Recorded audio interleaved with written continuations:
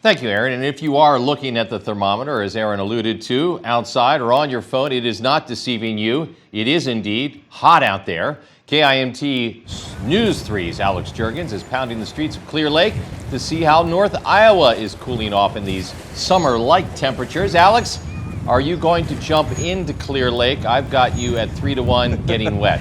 Well, George, George, I would totally do that if I were better dressed for the occasion, maybe. But despite the heat out here, there are quite a few people out here on the shores of Clear Lake here. Just stepping behind here, we got a couple of boat docks. We got the beach over in the distance, and even some boats starting to make their way out on the water here. Now, while it did start off a little bit quieter earlier today, of course, it picked up throughout the day. And of course, today is Friday, which means more people will be flocking to the water to escape the sun's rays. And today I spoke with a few people who are taking advantage of the hot temperatures, and they prefer this kind of weather over the polar opposite.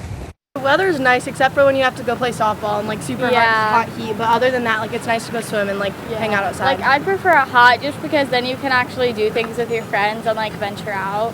I originally am from Florida, so I know what humidity is, and while it's hot, at least you have a breeze, which you don't get in Florida. So I'm like, I would take this over anything.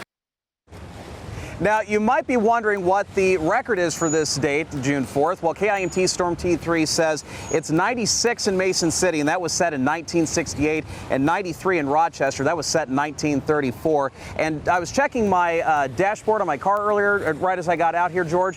92 degrees is what it said. So we're kind of getting closer to that point, maybe where we could potentially tie or maybe even break that record as well. Live in Clear Lake, Alex Jurgens, KIMT News 3. And if Aaron was listening, he will caution you that your car thermometer is not always accurate. Either way, if you are heading outside, make sure you slather on the sunscreen. UV rays are at 9.